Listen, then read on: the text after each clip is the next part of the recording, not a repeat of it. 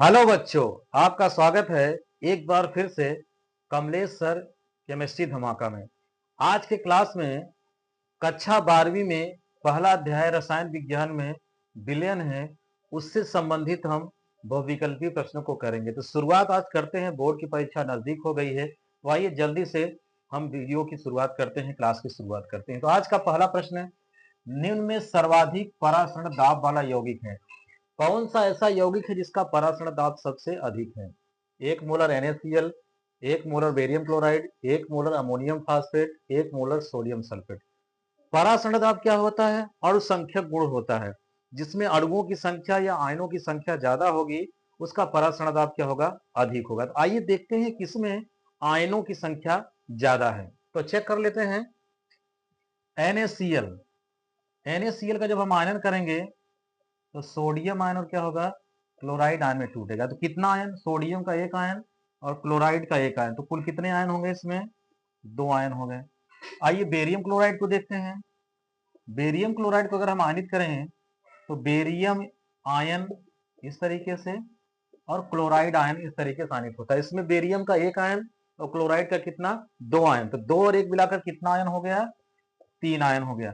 आइए ammonium phosphate को check कर लेते हैं कि अमोनियम फास्फेट किस तरीके से आयनित होता है। अमोनियम फास्फेट NH4 का थ्राइस PO4, इसको आयनित करके देखते हैं। जब इसका आयनन करेंगे तो NH4 आयन और फास्फेट आयन। तो अमोनियम के 3 आयन और फास्फेट के कितने? 1 आयन। 2 3 और 1 कितना हो गया? 4 आयन। तो कुल इसमें आयनों की संख्या कितनी हो गई? 4 हो गई। सोडियम सल्फेट को चेक कर लेते हैं कि सोडियम सल्फेट Na2SO4, इसका जब आयनन करेंगे तो ये 2Na ion plus SO4 ion में टूट जाएगा। तो सोडियम का 2 आयन और सल्फेट का कितना है? 1 आयन। तो 2 और 1 कितना आयन हो गया? इसमें 3 आयन हो गया। तो अगर हम देखें सोडियम क्लोराइड में 2 आयन है, बेरियम क्लोराइड में 3 आयन है और अमोनियम फास्फेट में 4 आयन है आयनों की संख्या, और सोडियम सल्फेट में कितना है? 3। तो सबसे अधिक आयनों की संख्या किसमें है? अमोनियम फास्फेट में है। और परासरण दाब क्या है? आयनों का अणु संख्यक, यानी कि अणुओं की संख्या जिसमें ज्यादा होगी उसका परासरण दाब अधिक होगा। तो किसका अधिक हो जाएगा? अमोनियम फास्फेट का अणु संख्यक गुण ज्यादा है, इसलिए परासरण दाब क्या होगा?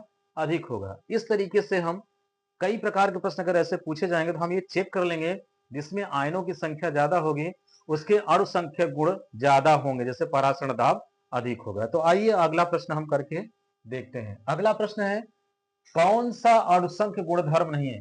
इसमें से पृष्ठ तनाव, परासरण दाब, वाष्प दाब में अवनमन, हिमांक में अवनमन, इसमें कौन सी ऐसी राशि है जो कि अणुसंख्यक गुणधर्म नहीं है? कभी जैसा हमने बताया, परासरण दाब क्या है? अणुसंख्यक गुणधर्म है। वाष्प दाब में अवनमन, ये भी अणुसंख्यक गुणधर्म है। हिमांक में अवनमन, ये भी अणुसंख्यक गुणधर्म है। और क्वथनांक में उन्नयन भी क्या होता है? ये अणुसंख्यक गुणधर्म होता है। जो कि विलयन में अणुसंख्यक गुणधर्म कितने प्रकार के होते हैं? 4 प्रकार के। परासरण दाब, वाष्प दाब में अवनमन, हिमांक में अवनमन और क्वथनांक में उन्नयन। यानी कि पृष्ठ तनाव क्या होगा? अणुसंख्यक गुणधर्म नहीं होगा। ये आसानी के साथ हम इस प्रश्न का हम जवाब दे सकते हैं। तो आइए हम अगले प्रश्न को अच्छी तरीके से समझते हैं और तीसरे प्रश्न की तरफ हम जल्दी से आगे की तरफ बढ़ते हैं। तो आइए तीसरा प्रश्न क्या है देखते हैं। 180 ग्राम जल में कितने मोल होते हैं? 180 ग्राम में जल में मोलों की संख्या, तो जैसा कि हम जानते हैं मोलों की संख्या बराबर भार बटा क्या होता है? अणु भार होता है। तो कितना भार है? 180 ग्राम है। तो कितना रख देंगे? 180। जल का अणु भार कैसे निकालते हैं?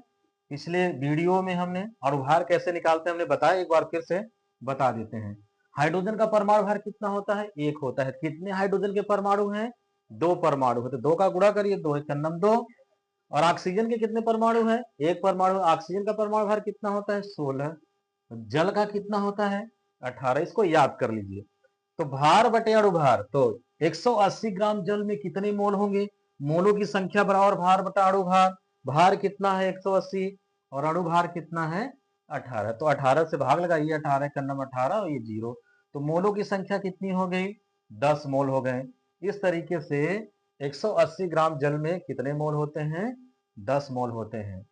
तो ये पहला अध्याय विलयन वाला चैप्टर है रसायन विज्ञान का। हमने कक्षा 10 के वो वैकल्पिक प्रश्नों के बारे में क्लास स्टार्ट कर दिया है। अब कक्षा 12वीं का भी हमने क्लास आज से स्टार्ट कर दिया है।